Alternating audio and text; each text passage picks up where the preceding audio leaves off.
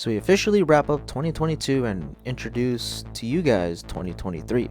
Last year was, I feel, my resurgence back into professional wrestling as I started to follow more wrestlers and took quite a dive into other promotions. But looking back at 2022, I started to go to more live events and invested way more time with expanding my horizons. Looking back, there have been a lot of matches that really had me invested in, not just for the match itself, but the wrestlers and the story that's behind and that drives the match. I do gotta say though, this took me quite a while to go through, especially for all the matches that I've wanted to watch, and after a lot of thinking and considering, here's 10 of my personal matches of the year of 2022. These matches really caught my attention and the story behind them and like what they conveyed. So let me know what made your list for match of the year. And without further ado, let's get right into it. Alright, so to kick things off on this list, I have Mayu Iwatani versus Julia on the January 29th show of Stardom Nagoya Supreme Fight. With this match, it was to determine who would compete against Syuri over at World Climax, which happened in March of last year. It was a 2-night show, and the winner was going to decide what night they wanted to compete with Syuri, and the loser would obviously have to compete the night before, or whichever night the winner didn't want to compete. And these two really knocked it out the park with this match. It started off, I felt this was kind of like a Kings Road style type of match, where it started off pretty slow, then it ramped up towards the very end, and Mayu Julia both took pretty insane bumps on the outside and inside the ring. These two are really determined to become the next number one contender for Syuri's belt. They wanted both to have the advantage to compete on the second night rather than the first night. I mean, in all honesty, either way, Syuri retained, and both matches were phenomenal, I do have to admit. But this one, I kind of feel this slipped under a lot of people's radars. Like, it wasn't necessarily like the hardest hitting match like Utami and Syuri, Julia and Syuri from World Climax, Kairi Mayu, I'll get to that one later on, or like a Mirai and Maika match, Mirai Himeka, the list goes on. It wasn't hard hitting in those type of terms, but all the bumps that they took, it was pretty nasty. Even I rewatched this match and I realized, like, at the very end, going towards the finish of the match, like towards the time limit draw, it looked like Mayu kind of clipped Julia in the chin with like her gear, whether it be the boots or like the knee pads or the kick pads or something, but Julia was cut open. It added a little bit of that storyline and detail, even though it was unintentional and was an accident. But this really skyrocketed Julia to become that contender for Syuri's belt and essentially to be a threat to Syuri throughout the year. And although Julia did lose against Syuri at World Climax and these two went to a time limit draw, overall the match was very phenomenal. And if I were to give this a rating, I would say, like, out of 5, I would give it a 4.25 stars out of 5. Again, me personally, it would have been nice if it were to have a finish, but the time limit draw was necessary because these two were obviously like at the top of their game at this time of the year.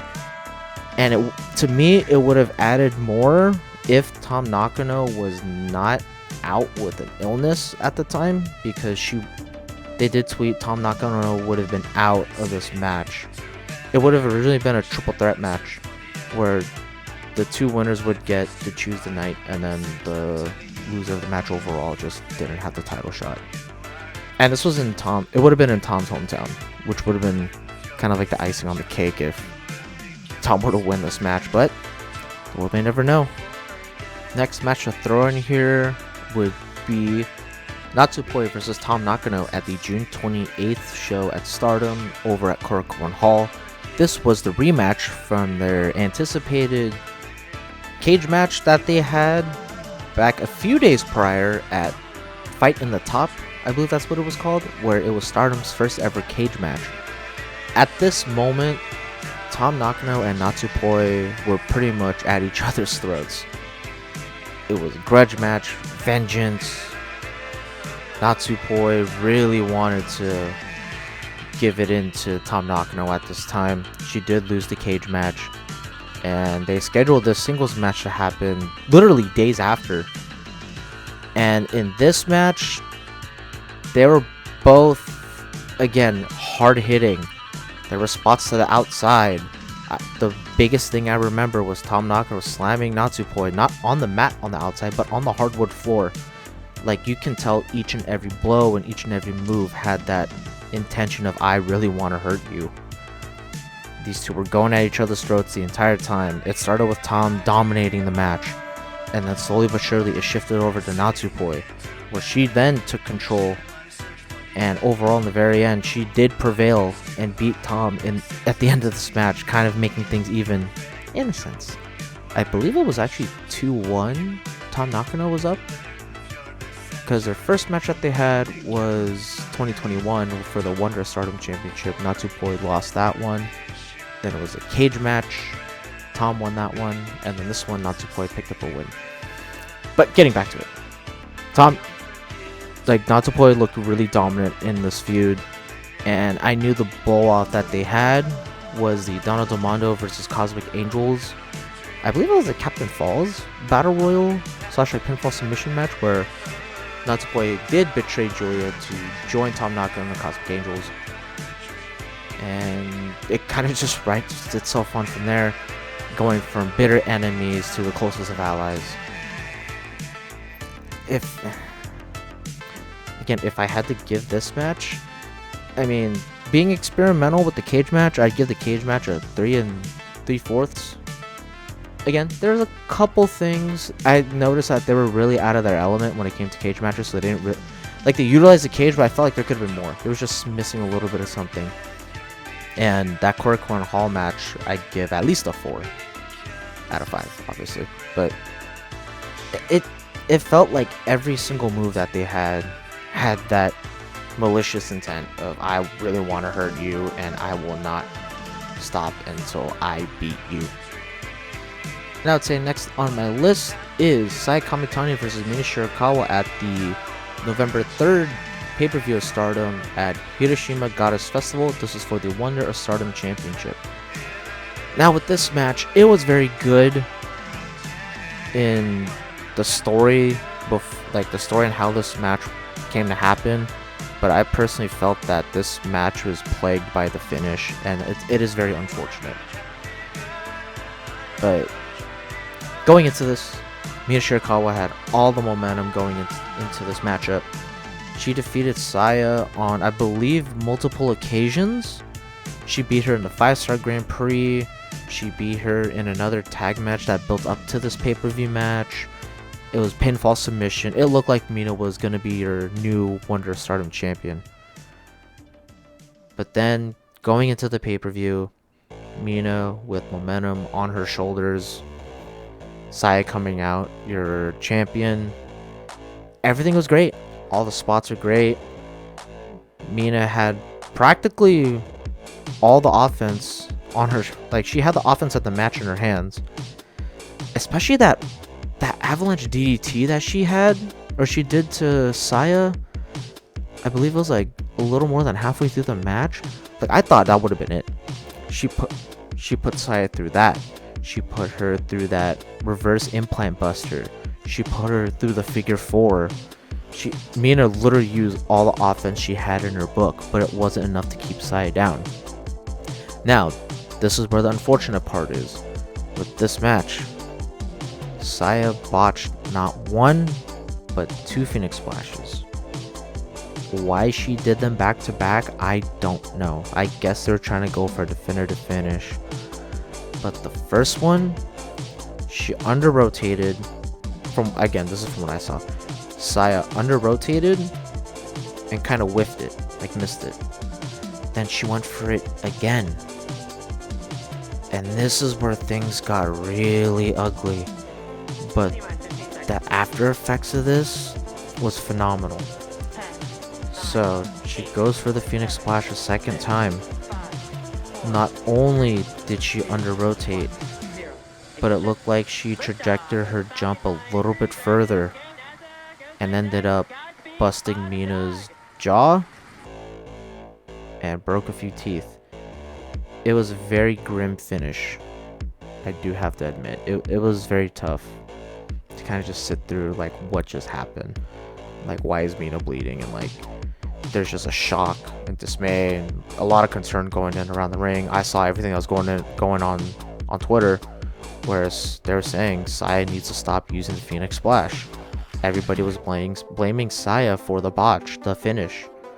They're saying Mina should have won because it looked like Mina was about to kick out, or if anything, she did kick out. But the promo Mina had was probably one of the best like babyface and like comeback promos I've heard in a long time. Saying, I may have busted my face, but you have not broken me. I will come back, and I will come back for that belt.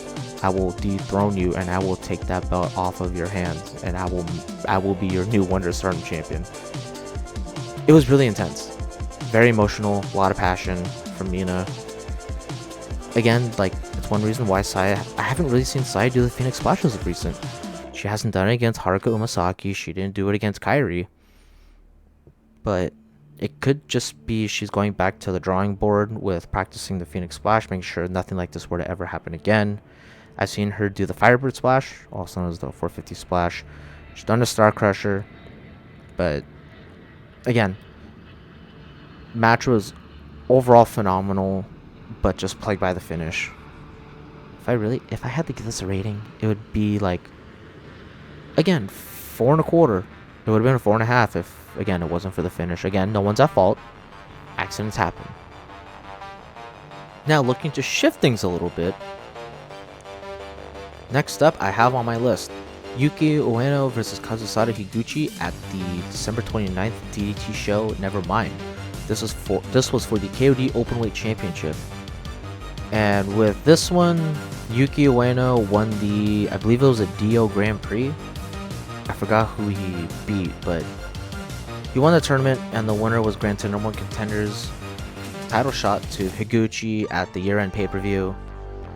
And going back through this, the one thing I have noticed with Higuchi's reign, kind of like as a whole, at this very moment, is that with each and every singles match for the belt Higuchi has been in, he has learned, maybe like before or just in the middle of the match, he has learned to adapt and to point out the flaws and like weaknesses of his opponents. And that's the one thing I really liked about this, because he had to go through Konosuke, I believe that was in September. He had to go through his old stablemate Yukio Sakaguchi. That goes in later. I think it's like October or like November. I'll get to Konosuke later on, but Yuki Ueno next in line. I don't think Higuchi has faced Yuki Ueno in a titles match like this, as far as I know. But it was pretty much speed versus power. Higuchi was able to outstrength Yuki, and Yuki was able to pretty much outrun Higuchi and his offense. But again, Higuchi somehow, he just adapted his offense and defense throughout this whole match, and he was able to turn the tables on Yuki. When he thought Yuki had it in the bag, Higuchi just came around and swerved it. And also, not to mention that drop kick Yuki Ueno did to Higuchi face first, and Higuchi just stone face took it like it was nothing. Yuki Ueno almost won it on a multitude of occasions in this match, but again, Higuchi was able to bring it back to him in his favor and just dominated like the rest of the match. Very back and forth. Very hard hitting, I should say. I haven't seen Yuki Ueno hit like that since like Car Noir or like Koji Takeda, aka Shining Ball. or even in some of his other matches, or even like his matches with Konosuke, just as like in general. But Higuchi retained, and the one thing I'm really looking forward to is Yuji Hino versus Kazusada Higuchi. This was a rematch from the Dio Grand Prix. It went to a time of a draw, but that's one match I'm really looking forward to. But getting back to Yuki and Higuchi. Hard hitting, fast pace. Higuchi is able to overcome Yuki Ueno on his very, I'd say, interesting offense. Speed plus power versus straight up power, I guess. But, you know, the vague descriptions. But, if I had to give this a rating out of 5, I'd give this one at least a 4.5. There was nothing that really went wrong in this match. Everything was well paced. Everything went to right. There were no botches, no like sick looking bumps that made me concerned that they were injured or not. But yeah, Higuchi Ueno, a very solid match. But next up, we have Saya Kamitani versus Starlight Kid at the July 9th show, Midsummer Champions over in Stardom. This was for the Wonder of Stardom Championship. This was yet again another Saya defense, this time against Starlight Kid. Going into the match, Starlight Kid it looked like she was being elevated to singles push with the Wonder Stardom Championship belt after losing the High Speed belt back in February against Azumi. For me, this was Starlight Kid's time to shine and kind of have her break through as a singles competitor and have her be in contention for a singles belt that's not the High Speed Championship. Starlight Kid's offense and all the submissions and moves that she did to make an attempt to ground Saya just wasn't enough. Saya somehow was able to come back at the very last few moments of the match. Starlight Kid just wasn't enough. Saya Kamitani retained the Wonder Stardom Championship belt. Overall, fantastic performance from Starlight Kid. She really pinpointed out Saya's weakness and just took effect to it. Saya was able to sell her leg like almost the entire match, and it was great. In my case, it was unfortunate that throughout that entire match, Saya was just getting dog walk, and only to come back at like the very last couple of minutes. But if I had to give this kind of a rating out of 5, again, I'd probably give it about 4.5, almost a 4.6, 4.7. Number 5, Azumi versus Starlight Kid, the February 23rd show, Cinderella Journey for the High Speed Championship. Azumi and Starlight Kid have been feuding, I believe, since 2017. Azumi has always come out on top against Starlight Kid. Azumi was always one step ahead somehow, some way. Now, going into the match, Starlight Kid, I believe, was on her 5th title defense. She defended it against Koguma not once, but twice. Also against Azumi in a triple threat. I believe this was at the year-end show of 2021, going into 2022. She defended against Fukigen Death, and then she defended it against Natsupoi. Title defense, would Starlight Kid be able to be one step ahead of Azumi this time around? Especially after all the things that have happened to Queen's Quest within the past few months, where Momo Watanabe pretty much betrayed Queen's Quest, abandoning them, joining Oedo-Tai. This is all going through Azumi's head, because that was Momo's that was Azumi's partner. Right out the gate, 0 to 100, these two just going back and forth and back and forth and back and forth. The entire time, you could not stop to take a breath, because these two were just going at it. Offense, jumping from the top, jump to the outside spots on the ramp, on the floor. Azumi trying to ground Starlight Kid. Starlight Kid being the little weasel hamster Friskies cat that she is, able to get out of all of her submissions. Azumi jumping out the top, Starlight Kid jumping off the top. If you're into fast-paced matches, honestly, this would be your number one. I would honestly say, if you watch Drag, this is for me a Dragon Gate style match. I could be wrong, because if I'm gonna be 100% honest, my claim with Dragon Gate, I don't watch Dragon Gate, so leave me alone, please. Getting back to the match. In the very end, Azumi was able to, again, be one step ahead of Starlight Kid, dishing out all of the moves that she's done in the past to defeat big names like Utami, Siri, Momo. Azumi was able to lock in Numero Uno onto Starlight Kid, forcing her to tap middle of the ring.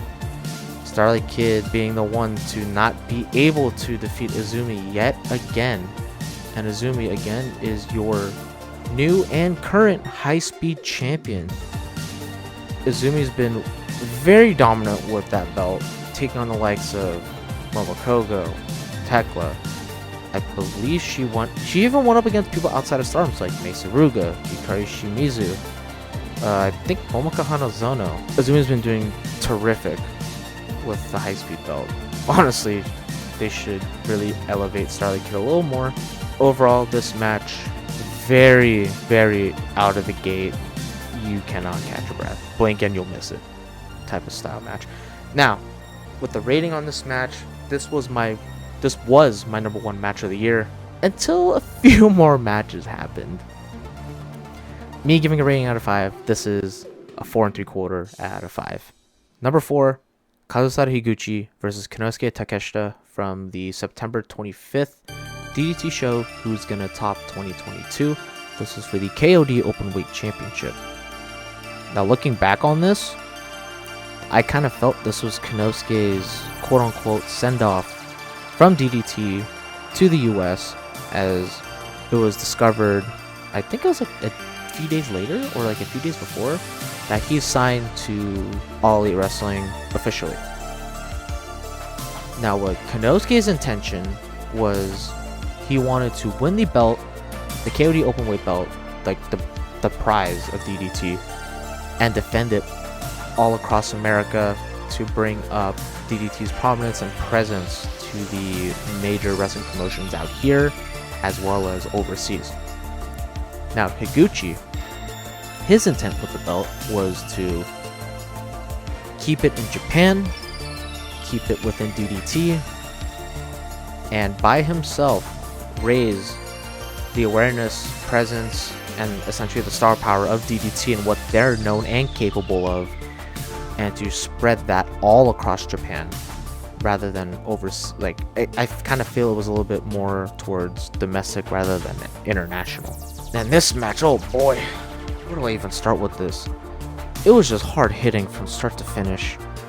Knees, chops, headbutts. Like, this was one match I can rewatch and just not get tired of it. Especially there's one clip from the outside that they did, like a little spot that they did. Konosuke was, or no, Higuchi was pulling Konosuke, Higuchi was throwing Konosuke into the steel post, and at a split second, Konosuke pulls Higuchi, and Higuchi hits the steel post face first, and you can hear the impact and like the sound his head made when it made contact with that post, and it kind of made me wince, like cringing, like not necessarily like bad, but it was just pain. Like I could feel that from my screen. And Higuchi, like the madman that he is, he's just looking at it, blank stare, stone face, and he just brushes it off like it's nothing, and he just gives Konosuke like the death stare, like you are next. And right after that, just hits him with a headbutt, full contact headbutt. I don't know how this man is still going around and just shrugging it off like it's nothing. It shows that Konosuke is, like, it shows that Konosuke was being sent off to the US, and he wanted to take the belt, but Higuchi was like, no way. Like, if you were going to pry that out of my dead hands, if you really want this belt that bad. Lo and behold, at the very end of this, Higuchi somehow, he's on his own 2 feet, and he retained the championship. God, this was such a good match. Like, it was only maybe like 25 minutes, and they jam-packed all the things that they did into that time length. They could have did that for longer, and it still would have been good. Overall, this match, for me, it's like a 4.9, almost a damn near 5 out of 5. At number 3, I have Jun Kasai versus El Desperado at the September 12th Just Tap Out show, the Taka Michinoku 30-year debut anniversary show. And this is the one death match. Is a death match considered death match, hardcore match? That type of nature. This is the only match that made it onto this top 10. There was Risa Sera versus Suzu Suzuki at Prominence back in May. We had Suzu Drew Parker, Suzu versus Sugira, Risa versus the whole damn near roster like she handpicked for a death match in a gauntlet. But this one honestly takes the cake. El Desperado going into this, he had absolutely nothing to lose. And Jun Kasai was just saying, like, you have more to lose than you think. And this match, very back and forth. There were some spots where it kind of made me wince, again, just a little bit. And somehow Desperado was able to kick out at 2, able to get out of it. And vice versa. Jun Kasai was, again, deathmatch legend. He was able to get out of all the moves and all the spots and weapons Desperado threw at him. And Desperado, literally, mask ripped off of his face. You don't really see that often, like at all. You don't see people's masks getting ripped off of their face, and that's a Jun Kasai thing. Like, you had that, you had knives, you had the forks. I think they had the forks. Then you had the skewers, chairs, barbed wire, so on and so forth. Like, this was, again, very big on storytelling with Desperado, again, proving he has nothing to lose and practically all to gain. And Jun Kasai made Desperado humble at the very end. Jun Kasai cut a really, really good promo. Like, I'll have to link it, like, down below if I could find it and get the chance. But overall, the one death match on this on my top 10, and it had to be this one. I had to give a rating out of 5. Again, this one's like a 4.9. Like a 4.9 out of 5. It was just that damn near great.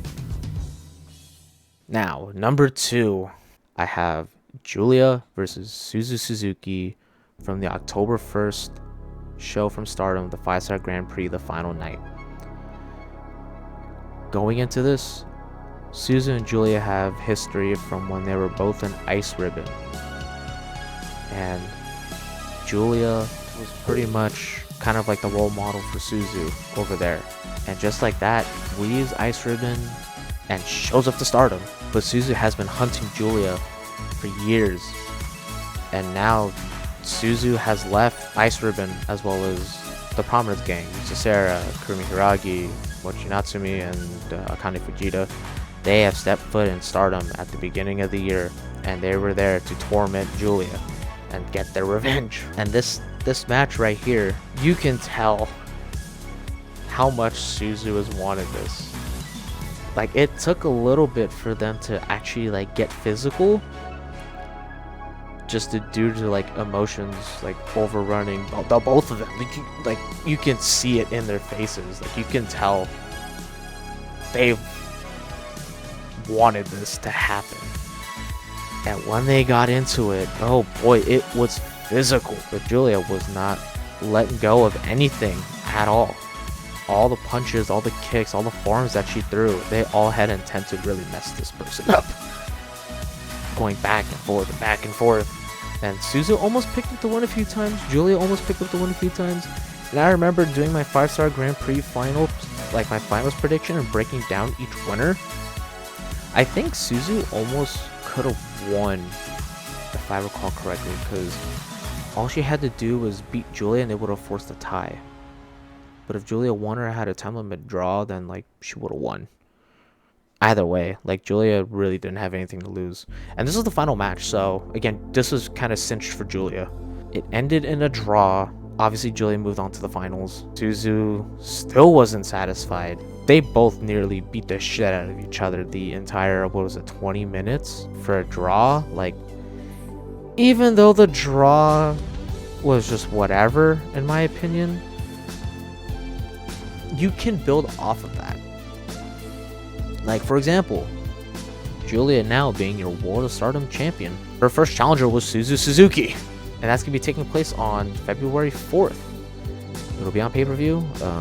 if y'all want to be watching that, I will be doing a watch along for that. So link is in the description down below if you want to join in and watch, just in case my channel gets taken out beforehand. Giulia Suzu, a lot of emotion, very hard hitting.